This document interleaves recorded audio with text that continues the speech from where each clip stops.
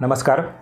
मी सर्वांचं स्वागत करतो हवामान अपडेट या आपल्या यूट्यूब चॅनलवरती. मी नेताजी जाधव आणि आपण पाहणार आहोत 12, 13 आणि 14 जानेवारीचा संपूर्ण महाराष्ट्र राज्याचा हवामानाचा अंदाज. सर्वप्रथम लेटेस्ट सॅटेलाईट इमेजनुसार जर पाहिलं 12 तारखेला म्हणजे उद्याच्याला एक स्मॉल WD ज्याचा प्रभाव हा अत्यंत कमी असेल, मात्र या WDच्या प्रभावामुळे ही उत्तर भारतातील जो गिलगिट बाल्टिस्तान असेल या भागामध्ये बर्फवृष्टी पडण्याची दाट शक्यता आहे. हा जो WD आहे हा WD भारताच्या उत्तरेची सीमा असेल, या उत्तर सीमापासून उत्तरेला असा सरकण्याची शक्यता या ठिकाणी जास्त आहे. या WDच्या प्रभावामुळे जम्मू काश्मीर असेल, लेह लडाख असेल, गिलगिट बाल्टिस्तान असेल, याचबरोबर हिमालयाचा जो उत्तरेचा भाग असेल, अति उंचावरचा भाग असेल, या ठिकाणी हलक्या पद्धतीचं बर्फवृष्टी आपल्याला पाहायला मिळण्याची दाट शक्यता. याचबरोबर जे बंगालच्या उपसागरात जे कमी दाब तयार झाला होता त्याचा प्रभाव हा अत्यंत कमी झाला आहे. मात्र याचा प्रभावामुळे अजून राज्यामध्ये दक्षिण भाग असेल म्हणजेच सांगली असेल, याचबरोबर कोल्हापूर असेल, रत्नागिरी, गोवा, तसेच सोलापूरचा दक्षिण भाग असेल, धाराशिवचा दक्षिण भाग असेल, नांदेडचा दक्षिण भाग असेल, या ठिकाणी आपल्याला आज ढगांचं वातावरण पाहायला मिळालं. हलक्या पद्धतीचं ढग त्या ठिकाणी पाहायला मिळालं. येणाऱ्या 24 तासांमध्ये या ठिकाणी ढगांचं वातावरण तयार होण्याची दाट शक्यता आहे. याचबरोबर पश्चिम महाराष्ट्राचा उत्तरेचा भाग असेल, अहिल्यानगरचा काही भागामध्ये ढगाळ वातावरण, काही अंशी हलक्या स्वरूपाचा पाऊस पाहायला मिळेल. मात्र हा पाऊस हा सार्वत्रिक स्वरूपाचा नसेल, 1 ते 2 ठिकाणीच पाहायला मिळेल. अन्यत्र मात्र भरपूर ठिकाणी हा ढगाळ वातावरणच राहण्याची दाट शक्यता आहे. सर्वप्रथम वाऱ्याची दिशा आणि सिस्टम प्रणालीबद्दल पाहिलं तर मध्य भारतामध्ये या ठिकाणी एक अँटीसायक्लोन तयार आहे. याचबरोबर उत्तरेकडून जे थंडगार वारे येते ते वारे राजस्थानचा उत्तर भाग असेल, उत्तर प्रदेश असेल, याचबरोबर बिहार, झारखंड मार्गे दक्षिणेकडून राज्यामध्ये दाखल होतात. त्यामुळे जे थंडी आहे ती थंडी काहीशी कमी होण्याची दाट शक्यता आहे. येणाऱ्या 2 ते 3 दिवसाबरोबर 2 ते 3 दिवसानंतर परत थंडीमध्ये हळूहळू वाढ होण्याची ही दाट शक्यता आहे. येणाऱ्या 2 ते 3 दिवस राज्याचा जो दक्षिण भाग असेल, याच कोकणाचा बहुतांश भाग असेल, या ठिकाणी जवळपास 18 ते 20 डिग्री सेल्सिअस तापमान आपल्याला पाहायला मिळू शकते. मात्र जो विदर्भाचा उत्तरेचा भाग असेल, याचबरोबर खान्देचा उत्तरेचा भाग असेल, या भागामध्ये मात्र टेम्परेचर अजून काही दिवस असंच राहण्याची दाट शक्यता आहे. याचबरोबर आज दिवसभराचा मिनिमम टेम्परेचरचा जर आपण विचार जर केला तर जळगावमध्ये 10.9 degree Celsius, Malegaon 9.8 degree Celsius, Nashik जवळपास 9.8 डिग्री सेल्सिअस तापमान पाहायला मिळालं, अहिल्यानगर 8.5 डिग्री सेल्सिअस, तसेच छत्रपती संभाजीनगर 10.9 डिग्री सेल्सिअस, याचबरोबर बुलढाणा 14.5 डिग्री सेल्सिअस, तसेच अकोला 12.5 डिग्री सेल्सिअस, वाशिम 11.4, तसेच अमरावती जर पाहिलं अमरावती 10.8 डिग्री सेल्सिअस तापमान आपल्याला पाहायला मिळालं. याचबरोबर यवतमाळमध्ये थंडीची लाट पाहायला मिळाली, या ठिकाणी 10.1 डिग्री सेल्सिअस, तसेच वर्धामध्ये 11.4 डिग्री सेल्सिअस, याचबरोबर नागपूर 10.4 डिग्री सेल्सिअस, तसेच चंद्रपूरचं जर पाहिलं 12.8 डिग्री सेल्सिअस, याचबरोबर गडचिरोली 11.4 डिग्री सेल्सिअस, तसेच नांदेडचा उत्तरेचा भाग असेल किनवट, या ठिकाणी तापमान काहीशी कमी पाहायला मिळेल 11.2 डिग्री सेल्सिअस, याचबरोबर Hingoli, Parbhani 10.8 degree Celsius, Latur 12.0 degree Celsius, Dharashiv 11.4 degree Celsius, सोलापूरचा जर विचार केला सोलापूरमध्ये जवळपास 14.6 डिग्री सेल्सिअस, जेऊर, करमाळा हा सोलापूरचा उत्तर भाग असेल, या ठिकाणी 10 डिग्री सेल्सिअस तापमान पाहायला मिळालं. सांगलीचं तर पाहिलं सांगलीमध्ये 15.3 आणि कोल्हापूरमध्येही 15.3 डिग्री सेल्सिअस तापमान पाहायला मिळालं. म्हणजे थंडी या ठिकाणी हलकीशी पाहायला मिळते. याचबरोबर साताऱ्यामध्ये 12.2 डिग्री सेल्सिअस शिरवळ असेल, याचबरोबर वाई, तसेच महाबळेश्वर 12.4 डिग्री सेल्सिअस, पुणे शहराचा जर विचार केला शिवाजीनगरचा 9.9 डिग्री सेल्सिअस तापमान त्या ठिकाणी पाहायला मिळेल. राज्यात सर्वाधिक कमी तापमान त्या ठिकाणीच आपल्याला पाहायला मिळालेलं आहे. याचबरोबर पिंपरी चिंचवड 15.5 डिग्री सेल्सिअस, याचबरोबर मगरपट्टा 14.6 डिग्री सेल्सिअस तापमान त्या ठिकाणी पाहायला मिळेल. कोकणाचं पाहिलं कोकणाचा उत्तरेचा भाग असेल, डहाणमध्ये 15.6 डिग्री सेल्सिअस, याचबरोबर मुंबई असेल 21.5 degree Celsius, Palghar 16 degree Celsius तापमान पाहायला मिळालं. याचबरोबर रत्नागिरी असेल 21.0 डिग्री सेल्सिअस, राजापूर असेल, लांजा असेल, या ठिकाणी 18.0 डिग्री सेल्सिअस, तसेच सिंधुदुर्गचा दक्षिण भाग असेल मालवण, वेंगुर्ला, याचबरोबर सावंतवाडी, तसेच गोवा, दक्षिण गोवा, उत्तर गोवा या भागामध्ये 20 डिग्री सेल्सिअस तापमान आपल्याला पाहायला मिळालं.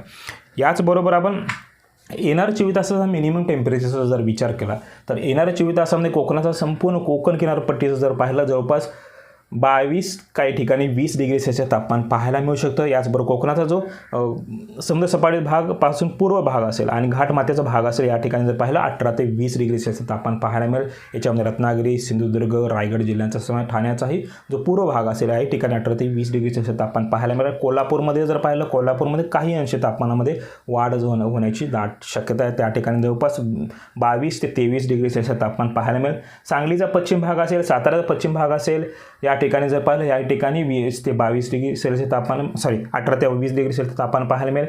याचबरोबर सांगलीचा पूर्व भाग असेल, तसेच साताराचा उत्तर भाग आणि पुण्याचा घाटमाथ्याचा भाग या भागामध्ये 16 ते 18 डिग्री सेल्सिअस तापमान पाहायला मिळेल।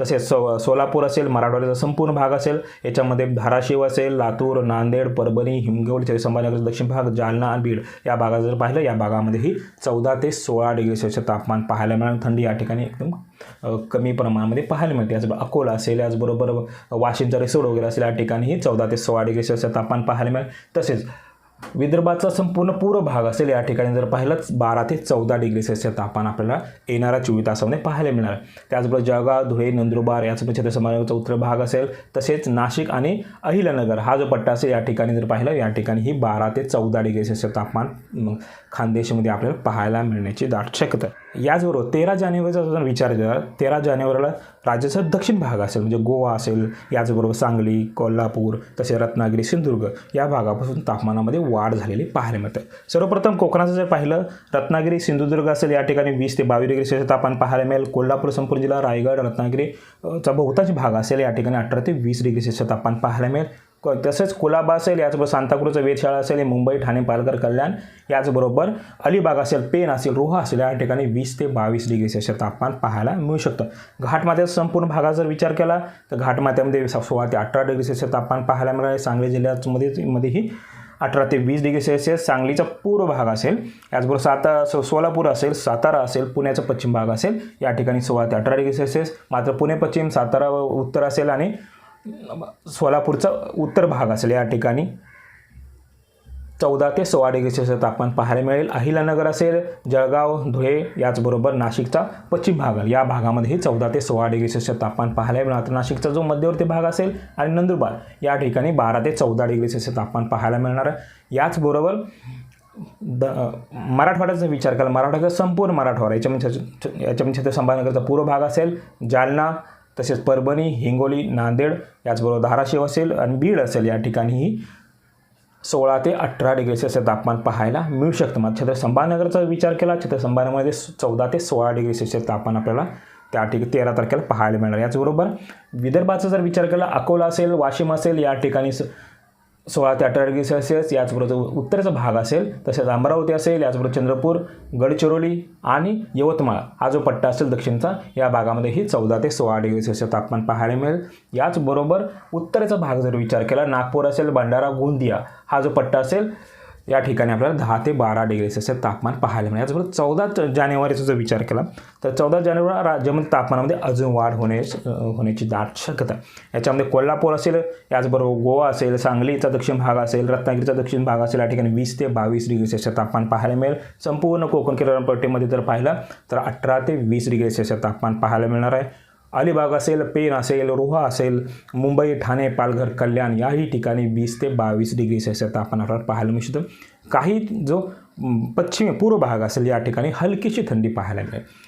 याचबरोबर घाटमाथ्याचा जर विचार केला घाटमाथ्यामध्ये 16 ते 18 डिग्री सेल्सिअस सोलापूरचा संपूर्ण जिल्हा असेल, याचबरोबर घाटमाथा असेल जो पुण्याचा पश्चिम भाग असेल या ठिकाणी 16 ते 18, तसेच सातारा उत्तर, पुणे पूर्व आणि अहिल्यानगरचा दक्षिण भाग या भागामध्ये 14 ते 16 डिग्री सेल्सिअस तापमान पाहायला मिळेल। तसेच मराठवाड्याचा धाराशिव असेल, याचबरोबर लातूर दक्षिण असेल या ठिकाणी 16 ते 18 डिग्री सेल्सिअस, नांदेड असेल, याचबरोबर बीड, तसेच जालना, परभणी, हिंगोली याही ठिकाणी याही जिल्ह्यामध्ये आपल्याला 14 ते 16 डिग्री सेल्सिअस तापमान पाहायला मिळेल। मात्र संभाजीनगरचा बहुतांश भाग असेल उत्तरेचा त्या ठिकाणी आपल्याला 12 ते 14 डिग्री सेल्सिअस तापमान पाहायला मिळण्याची दाट शक्यता।